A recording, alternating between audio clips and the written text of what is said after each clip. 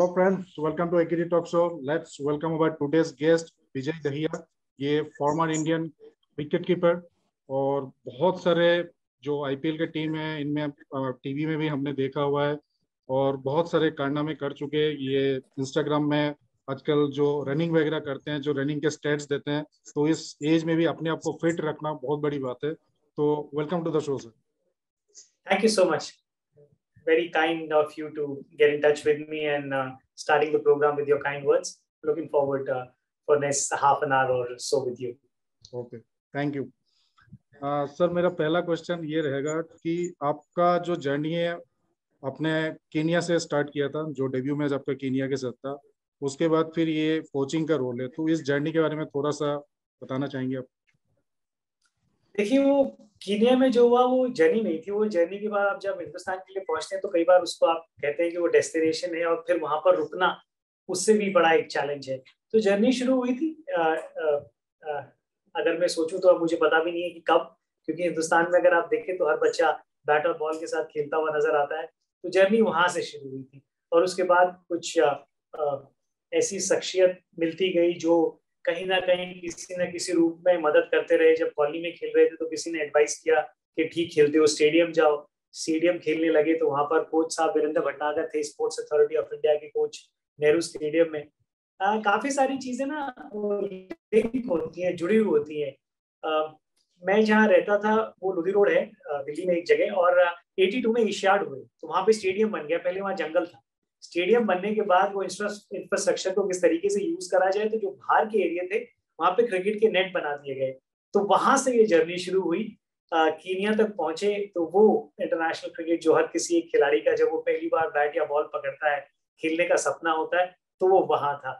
फिर उसके बाद खेलते रहे. खेलने के बाद जब वापस आए रणजी ट्रॉफी में, जब तक अंदर से आवाज आती रही, रोज उठ के ये लगता रहा कि हाँ खेलने में मजा आ रहा है, तब तक खेलते रहे, चाहे तब भारत के लिए खेल रहे थे या नहीं तब भी. फिर उसके बाद हमारे डीडीसीए के जो प्रेसिडेंट थे अरुण जेटली जी, जब मैंने रिटायरमेंट ली अपने लास्ट मैच के बाद, तो उन्होंने मुझसे पूछा था कि अब क्या करना चाहोगे. तो मैंने बोला अभी कुछ सोचा नहीं है. तो मैं कप्तान था उस पिछले कुछ साल तक दिल्ली के लिए. तो उन्होंने बोला कि कोचिंग की तरफ क्या क्या सोच है तुम्हारी. तो वो क्रिकेटर वाली या स्पोर्ट्समैन वाली आपकी एक वो इंस्टिंक्ट रहती है ना कि कोई भी चैलेंज आपकी तरफ आया आप हाथ खड़ा करके कहते हो हाँ जी. तो उस समय वो चैलेंज आया और मैंने कहा हाँ जी क्यों नहीं, बिल्कुल करते हैं कोशिश. और बहुत सारे लोगों की दुआओं की वजह से और एक बहुत बढ़िया टीम की वजह से उस साल में दिल्ली का कोच बना और हम 16 साल के बाद रणजी ट्रॉफी चैंपियन बने. तो वहां से कोचिंग शुरू हुई और उसके बाद केकेआर के साथ मैं 6 साल रहा, जिसमें हम 2 बार आईपीएल चैंपियन बने. 2 साल पहले मैं दिल्ली कैपिटल के साथ था, वहां पर हम आईपीएल के फाइनल में पहुंचे. दिल्ली के साथ 50 ओवर T20 उसमें हम चैंपियन बनने का मौका मिला. नॉर्थ जोन के साथ कोचिंग का काम किया और फिलहाल मैं लखनऊ सुपर जॉइंट के साथ असिस्टेंट कोच की हैसियत से काम कर रहा हूँ. और दिल्ली में कुछ अकेडमीज हैं जिनमें मैं मेंटोर की हैसियत से काम करता हूँ. टाइम टू टाइम जब भी मैं दिल्ली में होता हूँ तो वहाँ जरूर जाता हूँ. अभी भी अगर मेरा प्यार है तो वो ये कि किसी भी फॉर्म में मैं वापस ग्राउंड में पहुंच सकूं, उसमें मुझे सबसे ज्यादा मजा आता है. तो सर हर एक क्रिकेटर जिससे भी पूछा जाए कि क्या करना है एज ए क्रिकेटर, तो बोलते हैं कि बैट्समैन या बॉलर ऐसे बनते हैं. तो आपने विकेट कीपर चुना, ऐसा क्यों? किनसे कुछ इंस्पिरेशन मिला है या किसी ने बोला है या अपने दिल से हुई कि मैंने कीपिंग ही करना है मुझे? देखिए 2-3 बड़े इंटरेस्टिंग फैक्ट हैं. एक तो ये है कि आप हर आदमी बॉलिंग वगैरह करना चाहता है, बिल्कुल सही है आपने कहा, विकेट कीपिंग. और आज से 30-35 साल पहले विकेट कीपिंग थोड़ा ऐसा नहीं था कि हर आदमी करना चाहता था. मेरे में एक ये कहें कि थोड़ा सा वो रहता था, शुद्ध हिंदी तो नहीं लेकिन उसमें कहते हैं कीड़ा रहता था कि हमेशा गेम में इन्वॉल्व रहना है. और वो इन्वॉल्व आप तभी रह सकते हो जब आप विकेट के आसपास नजर आओ. तो वो विकेट कीपिंग करते वक्त हो सकते थे. आप अपने बॉलर को भी कह दिया क्या करना है, फील्डरों को भी कहा थोड़ा बहुत इधर उधर होते रहो, बैट्समैनों को भी थोड़ा सा होल देते रहे. जब हम कॉलोनी में खेलते थे, कॉलोनी में क्या होता था ना, विकेट कीपर कौन है ये पता नहीं चलता था, क्योंकि जिसकी बारी नहीं आए वो बॉलिंग नहीं कर रहा है, एक आदमी को वो ईंट की विकेट बनाते थे, उसके पीछे खड़ा होना पड़ता था. वो विकेट कीपिंग जो शुरू हुई, वो जब प्रॉपर कोचिंग हुई, मैं स्पोर्ट्स अथॉरिटी इंडिया का जो हमारा सेंटर था नेहरू स्टेडियम, वहां जाना शुरू हुआ. मैं जब बॉलिंग करता था तो आप आधे से ज्यादा विकेट कीपर से पूछेंगे आधे क्यों, 90% विकेट कीपर से पूछेंगे ना, सब चक करते हैं बॉलिंग में, उनके हाथ सीधा नहीं आता है। तो वो भी एक वजह थी कि मैं बॉलिंग जब करता था तो हाथ मेरा पूरी तरीके से घूमता नहीं था, बेंड होता था। लेकिन जिस दिन से मैंने विकेट कीपिंग करनी शुरू करी, उस दिन से वो एक नशा सा था इस तरीके का कि विकेट कीपिंग करने के अलावा कुछ और सूझा ही नहीं। और ये एक बहुत थैंकलेस जॉब है, अगर आप इसको एंजॉय नहीं कर रहे ना तो आप इसको कर नहीं सकते। और जब तक मैंने विकेट कीपिंग करी तब तक बड़े मजे के साथ उसको एंजॉय किया। ग्रेट सर, आपने कोचिंग जैसे अभी बताया, आपने दिल्ली टीम के साथ जुड़े हुए थे रणजी, उसके बाद फिर आईपीएल में केकेआर के साथ जुड़े हुए थे, और अभी लेटेस्ट जो है लखनऊ के साथ। तो उसमें कुछ डिफरेंसेस हैं, क्योंकि रणजी में डोमेस्टिक प्लेयर्स होते हैं और आईपीएल में जैसे मिक्स प्लेयर्स होते हैं, फॉरेनर्स भी होते हैं और डोमेस्टिक प्लेयर्स भी होते हैं। तो इन दोनों में क्या डिफरेंस मिला आपको? डिफरेंस क्या है कि जितना कोचिंग में आप ऊपर जाते जाते हैं ना, कोचिंग के वहां पे जो पॉइंट्स हैं वो बहुत फाइनल है, लेकिन मैन मैनेजमेंट जो है ना वो बहुत अहम शुरू हो जाती है। एक तो आप देखिए कि इंटरनेशनल जो हमारा कैलेंडर है उसमें आईपीएल के समय आपको जो प्लेयर्स हैं उनके साथ बहुत ज्यादा समय व्यतीत करने का मौका नहीं देता टूर्नामेंट शुरू होने से पहले, क्योंकि बहुत सारे खिलाड़ी टूर्नामेंट के बाद ज्वाइन कर रहे होते हैं। इंडियन प्लेयर्स भी अगर आप देखें तो वो ब्रेक लेने के बाद आ रहे होते हैं, तो आपका जो कैंप होता है वो हफ्ते 10 दिन से ज्यादा नहीं हो पाता। और उसके बीच में वो ट्रस्ट, एक कोच और प्लेयर के बीच में ना जो नाता है वो सबसे इंपॉर्टेंट है कि विश्वास है कि नहीं, वो ट्रस्ट है कि नहीं, तो वो बिल्ड करना इतना आसान नहीं होता। जब आप फर्स्ट क्लास क्रिकेट में टीम के साथ जुड़े होते हैं तो इतने लंबे समय तक होते हैं कि आप कोई चीज होते हुए देख सकते हैं। T20 फॉर्मेट ऐसा है, आईपीएल फॉर्मेट ऐसा है कि उसमें आपको क्विक थिंकिंग चाहिए, आपको उसमें out of the box thinking चाहिए कि एकदम से आप जो बदलाव कर सके, या जो चीज आपको लगे कि ये बहुत ज्यादा महत्वपूर्ण हो सकती है वो आप कर सके। और टॉप प्लेयर्स आपको खेलने को मिलते हैं, वहां पर ज्यादा जरूरत इस बात की है कि जब खिलाड़ी अपने आप से जूझ रहा हो ना, तो उसके साथ आप किस तरीके से बात कर सकते हैं, उससे वन ऑन वन वो आप रिलेशन कैसे बिल्ड कर सकते हैं। क्योंकि स्किल वाइज आप देखें तो टॉप क्लास प्लेयर्स ही खेलते हैं आईपीएल के अंदर, वो मैन मैनेजमेंट हो जाती है। और थोड़ी बहुत अगर कोई फॉरेन प्लेयर्स आते हैं वो आपसे बात करने की कोशिश करते हैं कि इंडिया में जैसे दिखते हैं, स्पिनर्स को किस तरीके से आप सोचते हैं खेल सकते हैं। और कोचिंग की सबसे बड़ी चीज जो हमने अपने जीवन में अब तक सीखी है ना, वो ये है कि कोच को ये पता होना चाहिए कि कोचिंग कब नहीं करनी। तो वो एक बहुत महत्वपूर्ण चीज है जिसमें मैं बहुत स्ट्रांगली बिलीव करता हूँ। लेकिन डोमेस्टिक क्रिकेट के अंदर मैन मैनेजमेंट और कोचिंग दोनों की बहुत बहुत जरूरत होती है। आप किसी को देख रहे होते हैं, बना रहे होते हैं, तो वहां पर आपके पास ज्यादा समय है और आप उन सब चीजों को देख सकते हैं। ग्रेट। आगे अपकमिंग स्टार्स के लिए क्या कहना चाहेंगे, जो अभी इतने सारे प्लेयर्स जो आईपीएल में परफॉर्म किया है, या they are about to wear the jersey of India, तो उनके लिए क्या कहना चाहेंगे? मतलब प्लेइंग 11 तो 11 ही है, उसके बाद मतलब लोगों के बहुत सारे कमेंट होते हैं कि इसको भी ले लेना चाहिए, उसको भी ले लेना चाहिए। तो अपकमिंग प्लेयर्स के लिए क्या कहना है? दो चीज यहाँ, तो एक तो हमारे देश में लोग इतने तो कुछ ना कुछ जरूर कहेंगे, हर आदमी एक तरफ तो चलेगा नहीं। एक ये चैलेंज जरूर रहेगा। नंबर दो, जो मैं जिस शब्द का इस्तेमाल करता हूँ वो अपकमिंग स्टार्स नहीं है, मैं वो शब्द का इस्तेमाल करता हूँ अपकमिंग प्लेयर्स। वो दिक्कत हो जाती है, हमारे पास ना वो स्टार वर्शिपिंग की बहुत दिक्कत है हमारे देश में। कई बार ऐसे लगता है कि किसी को सिर्फ चढ़ाया इसलिए जाता है कि उसको नीचे गिराया जाए। सलाह सिर्फ एक ही है, आप अगर you have to beat the man in the mirror. आपको हर दिन अपने आप से बेहतर होना है। अगर आपका कंपटीशन अपने आप से है और आप सच्चाई से मेहनत करते हैं, तो फिर कहीं ना कहीं वो जो मौके आपको मिलते हैं आप उनके फायदे उठा सकते हैं। क्रिकेट जिस तरीके से भारत में खेली जाती है, जितना पॉपुलर ये गेम हो गया है, अब मुझे लगता है कि सिर्फ ये गेम नहीं है, प्रोफेशन हो गया है। और अगर कोई प्रोफेशन है तो उसको आपको प्रोफेशनली खेलना पड़ेगा और वो प्रोफेशनली समझना भी पड़ेगा कि इस समय कैसा है। मैं बहुत खुश हूँ कि जो आईपीएल है या और बहुत सारी लीग्स होने लगी है, उसकी वजह से प्लेयर सिर्फ एक ही चीज का मोहताज नहीं रहा है कि सिर्फ इंडिया के लिए अगर खेलूं तो आप सारी चीजें कर सकते हैं। इंडिया के लिए खेलना अल्टीमेट एम है और अब किसी खिलाड़ी का होना भी चाहिए, लेकिन एक समय पे 11 ही खेल सकते हैं। और कई बार ऐसा होता है कोई बहुत बढ़िया प्लेयर उस समय पे खेल रहा होता है जो आपका नंबर होता है और आपको वो खेलने का मौका नहीं मिल पाता है। तो कम से कम आईपीएल एक ऐसी चीज है जो फाइनेंशियली आपको बहुत अच्छे तरीके से आपका ख्याल रखती है और वो रिकग्निशन भी आपको मिलता है और आप लगातार प्रेशर बना सकते हैं सिलेक्टर्स के ऊपर अपनी अच्छी परफॉर्मेंस करके एक विकल्प, एक ऑप्शन आप बन सकते हैं। तो मेरी मेरी सलाह सिर्फ यही है कि कोई भी प्रैक्टिस सेशन आपका ऐसा ना हो जिसमें आप ये सोच रहे हो कि कोई देख नहीं रहा, कोई ठीक से मैं इसका क्या करूंगा। मैचेस से ज्यादा प्रैक्टिस सेशंस आपके इंपॉर्टेंट है, क्योंकि मैच आप 1 या 2 खेलते हैं, प्रैक्टिस सेशन आप 6 या 7 करते हैं। तो जो चीज ज्यादा आप करते हैं उस पर ध्यान लगाएं और मेंटली आप बहुत अच्छी स्पेस में रहें, वो बहुत महत्वपूर्ण है। पॉजिटिव रहना बहुत जरूरी है और आपके आसपास ऐसे लोग होने चाहिए जो आपको मेहनत करने के लिए मजबूर करे। ये नहीं कहने के लिए नहीं कि कोई और खिलाड़ी से आप ज्यादा बेहतर है, कोई पॉलिटिक्स हो रही है इस खेल के अंदर या किसी भी वॉक ऑफ लाइफ के अंदर, ये सारी चीजें साथ में होनी चाहिए। सिर्फ मेहनत करने वाले 4-5 लोग आपके साथ होने चाहिए, वो जरूरी। बहुत अच्छा। अभी एक छोटा सा एक गेम खेलूंगा। आपको स्क्रीन में प्लेयर्स के फेस दिखाया जाएगा, उसमें 2 फेस मर्ज किए हुए हैं, तो यू नेम द 2 प्लेयर्स। तो मैं सभी गेम खेल रहे हैं हमारे साथ, आप भी खेलिए। तो 1 मिनट में स्क्रीन शेयर करता हूँ जी। Is this visible to you?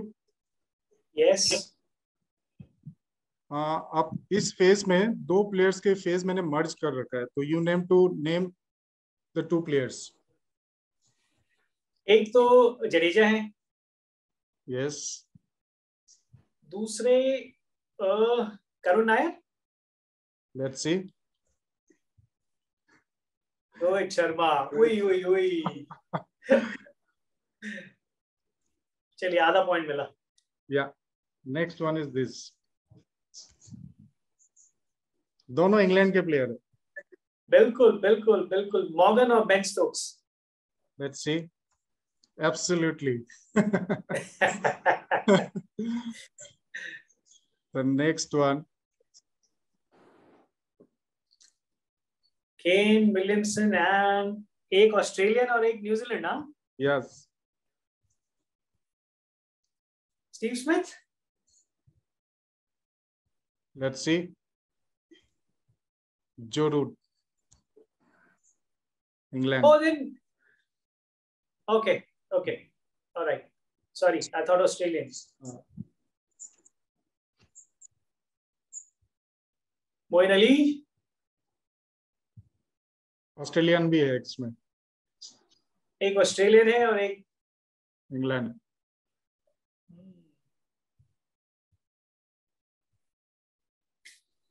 Bowler है। ऑस्ट्रेलियन बॉलर है। या Broad. Lefty.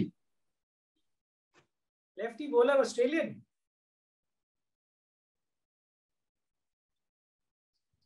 Mitchell Starc. Thanks for all the help. Actually जब आप मर्ज कर रहे थे ना, तो मिचेल नीचे बियर्ड से तो मोइन आ गया था। हाँ, इस पोर्शन पे। हाँ, क्योंकि बाल स्टाकी के अभी है। उनके जो चीक पे ऐसे ऐसे वो स्कार मार्क्स है ना, उससे पता लगता है। जी, यहाँ पर भी आपने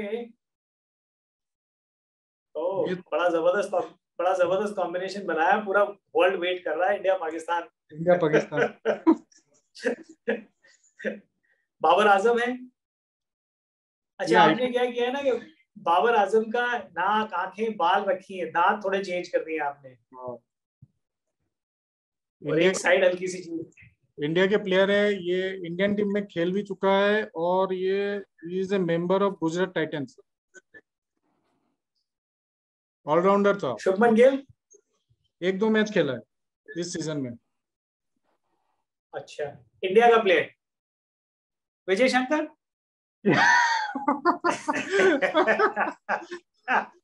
एब्सोल्युटली। आप मिक्स ऐसे कर देते हो, उसमें ढूंढना बड़ा मुश्किल काम है, क्योंकि आधा आधा नहीं रह रहा है। किसी की आंख लगा देते हो आप, किसी के हल्के से दांत। बड़ा मजा आता है। तो सर एक चीज और पूछना चाहूंगा, लखनऊ का जो इस बार सीजन था, मतलब ग्रुप स्टेजेस में तो मतलब at least I am a big fan of KL Rahul, तो मुझे ऐसा लग रहा था कि मतलब इस बार शायद लखनऊ लेके जाएंगे, लेकिन बीच में ऐसा क्या हो गया कि हम उस लेवल तक पहुंच नहीं पाए। देखिए, किसी भी नई टीम के लिए सबसे बड़ी अगर आप देख लें तो उपलब्धि ये है कि आप नई टीम होने के बाद पहले ही सीजन के अंदर नॉकआउट्स के अंदर पहुंचे। मुझे लगता है कि ये सीजन 2 टीमों को बिलोंग करता है, लखनऊ और गुजरात टाइटंस। जिस तरीके से उन लोगों ने क्रिकेट खेली है, जिस सिंपल सिटी के साथ उन्होंने क्रिकेट खेली, उन्होंने दिखाया कि T20 को बहुत ज्यादा कॉम्प्लिकेट करने की जरूरत नहीं है। और ये हम स्पोर्ट्स में भी ये ना टर्म यूज करते हैं कि लाइफ और क्रिकेट दोनों इस तरीके से हैं, जितना सिंपल रखना चाहो सिंपल है, और जितना कॉम्प्लिकेटेड करना चाहो उतना कॉम्प्लिकेटेड है। तो उस लिहाज से जो हमारा रन था वो बहुत जबरदस्त था। T20 फॉर्मेट में कई लोग बात करते हैं फेस की। T20 क्रिकेट 1 ओवर बल्कि 3 बॉलें हैं जिसमें गेम बदल सकता है। हम लोग नॉकआउट स्टेजेस के अंदर क्वालिफाई किए, क्वालिफायर्स के अंदर कैलकाटा में ईडन में जो हमारा मैच हो रहा था आरसीबी के अगेंस्ट, मुझे लगता है हम very much in the game थे।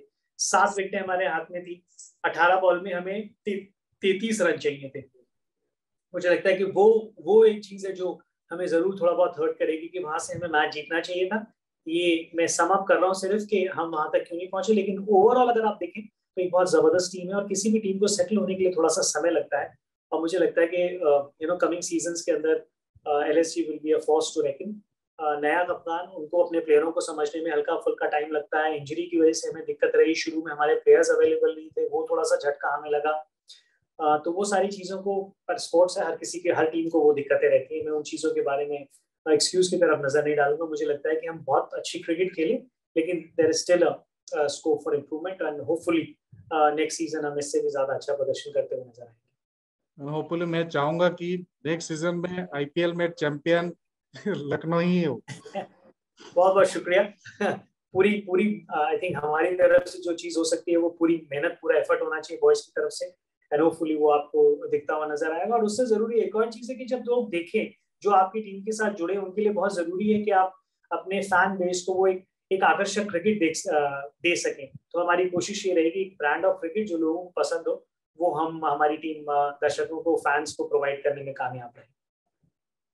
एक चीज और पूछना चाहूंगा, हाल ही में अभी जो टेस्ट मैच हम लोगों ने हारा, तो जो सेकेंड इनिंग्स में जो हम लोगों का जो बैटिंग अप्रोच था, मतलब I am not a cricket expert, मतलब मैं कमेंट भी नहीं करना चाहता हूँ, बट एज ए स्पेक्टेटर्स मुझे कहना मतलब हक है मेरा, तो वो कमेंट मैं आपसे भी सुनना चाहूंगा। क्या ऋषभ पंत ने जो बैटिंग किया है, जो उनका स्ट्राइक रेट था, उनका जो अप्रोच था, एग्रेसिवनेस था, वो था नहीं, मतलब उनका जो नॉर्मल बैटिंग स्टाइल है उससे कुछ हटके ही उन्होंने बैटिंग किया है, कुछ डिफेंसिव अप्रोच था, तो आपका इस बारे में क्या कमेंट है? देखिए मिक्स बैग रहता है, हर बार ऐसा नहीं होता। कई बार क्या होता है कि जो अटैकिंग बैट्समैन होते हैं वो इतना प्रेशर बॉलर के ऊपर डाल देते हैं कि वो फिर आपकी विकेट लेने के पीछे नहीं भाग रहा होता, और थोड़ा बार बार भी डालने लगता है, तो वो स्ट्राइक रेट आपको कई बार नजर नहीं आती है, तो लगता है कि शायद अप्रोच थोड़ी सी चेंज हो गई है। फिर एक और चीज रहती है, आप अपनी तरफ से ये कोशिश करते हैं, जिस भी टेस्ट मैचेस के बारे में बात करें, कि पहले आप इस पोजीशन में आने की कोशिश करते हैं जहां से आप हारे ना, उसके बाद आप जीतने के लिए जाते हैं। तो वहां पर कहीं ना कहीं ये भी थी कि इतने रन बोर्ड पे होने चाहिए कि जहां से आपको ये लगे कि आपके बॉलर्स के पास उतना अतिरिक्त दबाव उनके ऊपर ना हो। पर आपको ये बात एक समझनी पड़ेगी, पंत जैसे खिलाड़ियों के लिए, जो जो जो इंटरटेनर, जो इम्पैक्ट प्लेयर होते हैं, या जिस तरीके से वो स्ट्रोक प्लेयर्स होते हैं, वो जब भी आउट होंगे ना, वो आपको बहुत साधारण लगेंगे। आपको लगेगा यार ये शॉट खेलने की क्या जरूरत थी, लेकिन वो ही शॉट्स खेल खेल के वहां तक आते हैं। ऐसे बहुत सारे नाम है इंटरनेशनल क्रिकेट में। गिलक्रिस्ट जब आउट होते थे लोगों को लगता था क्या जरूरत थी शॉट खेलने की। वीरेंद्र सहवाग जब आउट होते थे लोगों को लगता था ये तो कैजुअल सी अप्रोच है, क्यों खेला ऐसे। ऐसा नहीं है, उनका खेलने का तरीका ही वो है। ये वो खिलाड़ी हैं जो सिर्फ एक सेशन में टेस्ट मैच का रुख बदल देते हैं। ये इम्पैक्ट प्लेयर है, ये अगर रहेंगे पिच के ऊपर तो यही डोमिनेट करते हुए नजर आते हैं। तो वो कई बार अप्रोच थोड़ी सी हो भी सकता है कि सिचुएशन देख के आप चेंज करना चाहें। बेटर प्लेयर वही होते हैं, कंसिस्टेंसी उनमें ज्यादा नजर आती है। लेकिन पंत जैसे खिलाड़ियों के लिए आपको पेशेंस रखने पड़ेंगे। वो इस तरीके के खिलाड़ी हैं कि वो गेम चेंजर हैं। और जब वो आए थे, उनका डेब्यू हुआ था, तब मैंने कहा था कि बैट्समैन विकेट कीपर के जितने भी रिकॉर्ड होंगे ना भारतीय क्रिकेट के अंदर, वो उन सबको बदल डालेंगे। वो उस तरीके के खिलाड़ी हैं, और वो ही होता हुआ नजर आ रहा है यहाँ पे। उनके आंकड़े कुछ ऐसे होने वाले हैं विकेट कीपर बैट्समैन की हैसियत से, जो बहुत लाजवाब होंगे। और वो भारतीय क्रिकेट के लिए, टेस्ट मैच क्रिकेट हो, वनडे क्रिकेट हो, T20 हो, उसमें एक बहुत महत्वपूर्ण खिलाड़ी होने वाले हैं। सही बोला आपने। इस बार 2020 वर्ल्ड कप में हम लोगों का जो प्लेइंग 11 होगा, अभी से ही लोगों का कहना चल रहा है कि इसको होना चाहिए, उसको होना चाहिए, तो अकॉर्डिंग टू यू आपका क्या प्लेइंग 11? देखिए बहुत सारे लोग ट्विटर पे ना, मुझे लगता है सुबह शाम सिर्फ यही करते हैं, रोज टीमें बनाते हैं। पेशेंस उनमें इतने कम है कि आज अगर किसी ने प्लेयर ने अच्छा किया तो वो बढ़िया प्लेयर हो जाता है, अगले दिन आउट हो जाता है तो उसी को वो गाली दे रहे होते हैं। मेरा मानना ये है कि आप परफॉर्मर को क्रिटिसाइज ना करें, परफॉर्मेंस को क्रिटिसाइज करें। लेकिन हम यहाँ पे इंडिविजुअल हो जाते हैं। आप किसी की परफॉर्मेंस उसने नहीं करी, बिल्कुल, अगर आप देखिए, इस देश में क्रिकेट जिंदा इसलिए क्योंकि इतने सारे फैंस हैं, इतनी सारी फीलिंग्स हैं, और इतने सारे लोग जुड़े हुए हैं उस वजह से। लेकिन कई बार हम इतने कैरेड अवे हो जाते हैं कि वो एक बहुत महीन सी एक लाइन होती है, उसके पार चले जाते हैं और फिर व्यक्तिगत तौर पे हम लोगों को क्रिटिसाइज करने लग जाते हैं। खैर, आप और मैं उस चीज को नहीं बदल सकते, वो और किसी की सोच है। जहां तक वर्ल्ड कप की प्लेइंग 11 की बात करें, मुझे लगता है कि भारत इतनी क्रिकेट खेलती है कि वो वर्ल्ड कप का समय अभी भी अच्छा खासा दूर है। और भारतीय टीम की या बीसीसीआई की पिछले कुछ समय से कोशिश रही है कि जो भी फॉर्मेट हम खेलने जा रहे हैं उससे पहले काफी सारे मैचेस हम खेल लें, एक बेंच स्ट्रेंथ, एक और जो विकल्प हैं, जो ऑप्शंस हैं, वो तैयार होते हुए नजर आए। यहाँ पर भी आप देखें तो काफी सारे लोग कह रहे हैं कि पिछले 6 महीने में 6 कप्तान बन गए, 7 कप्तान बन गए। वो आइडियल नहीं है और ना बीसीसीआई चाहता है, पर कोई ऑप्शन नहीं थी ना आपके पास, इसलिए आपने वो सारी चीजें ट्राई करी। और जरूरी नहीं है जिन भी लोगों को आपने ट्राई किया और फ्यूचर में आपको वो कप्तान बनते हुए नजर आए। ऐसे नहीं होता है। कप्तान जो बनता है वो एक लंबे समय के लिए बनता है, और सारे जो खिलाड़ी विकल्प के रूप में अभी दौड़ रहे हैं उनकी उम्र आसपास ही है, तो ऐसा नहीं होगा कि सभी कप्तान बन जाएंगे। प्लेइंग 11 जहां तक आप कह रहे हैं, आपको सबसे जरूरी ये देखना है कि ऑस्ट्रेलियन कंडीशंस किस तरीके की होने वाली हैं। उस लिहाज से आपके 15 प्लेयर्स पिक होने चाहिए। ऑलराउंडर्स, बहुत बड़ी बढ़िया खबर भारतीय समर्थकों के लिए या भारतीय टीम के लिए ये है कि हार्दिक पांड्या ने जिस तरीके से बॉलिंग करनी शुरू करी है, वो एक बहुत बड़ी फ्लेक्सिबिलिटी आपको प्लेइंग 11 में प्रदान करते हैं। अब आप एक एक्स्ट्रा बैट्समैन या एक एक्स्ट्रा बॉलर के साथ खेल सकते हैं, क्योंकि ऑलराउंडर जब इस तरीके का प्रदर्शन करने लगता है, ऑस्ट्रेलियन कंडीशन के अंदर फास्ट बॉलर्स बहुत महत्वपूर्ण रहने वाले हैं। अर्शदीप ने जिस तरीके से गेंदबाजी करी, उन्होंने बताया कि लेफ्ट आर्म फास्ट बॉलर्स जो होते हैं उनकी किसी भी फॉर्मेट के अंदर बहुत जरूरत है, और खासकर T20। अभी इंग्लैंड से मैच खेल रहे थे, उनके पास 3 थे हमारे जिस मैच में वो खेले हैं। तो लेफ्ट आर्म एक वैरायटी आपको ऐड करते हैं। आप स्पिनर्स किनको खिलाना चाहेंगे, वहाँ के ग्राउंड्स बहुत बड़े हैं, तो स्पिनर्स को आप खिला सकते हैं। ये भी एक बहुत बड़ी आप हमारे लिए प्लस पॉइंट हो सकता है। चहल जिस तरीके की बॉलिंग कर रहे हैं वो बहुत इंपॉर्टेंट है। जडेजा जैसे फील्डर है, बल्लेबाजी कर सकते हैं, कुछ ओवर डाल सकते हैं। तो ये कॉम्बिनेशन नीचे गेंदबाजी का हो गया। बल्लेबाजी में ना आपका सेट है, लोगों के पेशेंस थोड़े से रन आउट हो रहे हैं विराट कोहली को लेके। लोगों के पेशेंस मैटर नहीं करते, टीम मैनेजमेंट के पेशेंस और सेलेक्टर्स के हैं कि नहीं, वो बहुत मैटर करता है। और कई बार क्या होता है, जब आप एक बहुत बड़ा टूर्नामेंट खेलने जा रहे होते हो तो आपकी कोशिश ये रहती है कि एक्सपीरियंस प्लेयर आपके साथ रहे। रोहित अगर फिट रहते हैं, केएल फिट रहते हैं, तो वो बहुत इंपॉर्टेंट है। दोनों भारतीय इस प्लेइंग 11 जो हमारी रहने वाली है, जो कॉम्बिनेशन रहने वाला है। हुडा ने जिस तरीके से बैटिंग करी है, एक और विकल्प उन्होंने पैदा किया है। ईशान किशन अच्छा कर रहे हैं, क्योंकि आप ये चाहते हैं कि टॉप पे left hand right hand combination आपके लिए चाहिए। प्लेइंग 11 बनाने की हिमाकत मैं अभी नहीं करना चाहूंगा, लेकिन ये है कि भारतीय टीम एक अच्छे माइंडसेट के साथ वहां जाना चाहेगी, और विकल्प है इस समय। कोई भी टीम मैनेजमेंट या कोई भी बोर्ड ये कोशिश करता है कि आपके पास विकल्प होने चाहिए, और इस समय मुझे लगता है कि हमारे पास अच्छे खासे विकल्प हैं। अच्छी खबर ये है कि फास्ट बॉलिंग में बहुत अच्छे विकल्प है। T20 क्रिकेट ना लोग कई बार बल्लेबाजी की तरफ नजर डालते हैं, लेकिन मुझे लगता है कि अगर आपको टूर्नामेंट जीतने हैं, मैच जीतने के लिए ठीक है बल्लेबाजी, लेकिन अगर टूर्नामेंट जीतने हैं तो अच्छी बॉलिंग होनी चाहिए आपके पास। और हमारे पास, हम उस तरफ अग्रसर हैं कि अच्छी बॉलिंग यूनिट हमारी बनती हुई नजर आ रही है। बहुत अच्छी तरीके से आपने एक्सप्लेन किया हुआ है, मतलब बहुत मजा आ गया। एक एक पॉइंट बहुत ही बारीकी से आपने समझाया। तो अभी ये शो खत्म करने का समय आ चुका है, और जाते जाते मैं यही कहना चाहूंगा कि wish you all the best for your all upcoming assignments. और 2023 में मैं चाहूंगा कि लखनऊ आईपीएल जीते, और भी जो बाकी आपके पर्सनल असाइनमेंट्स है उसके लिए भी बहुत बहुत best wishes. Thank you so much, आपसे बात करके बहुत मजा आया। Thank you so much for your wishes. जब लड़के अगली बार मिलेंगे तो जरूर बताऊंगा उनको मैं कि आपका एक और फैन जुड़ गया है। प्रेशर तो नहीं डालूंगा उनके ऊपर कि जीतना है, लेकिन ये जरूर कहूंगा कि अगर हम अच्छा खेलेंगे, अपने पोटेंशियल पे खेलेंगे, तो बेस्ट रिजल्ट हम दे सकते हैं। बिल्कुल।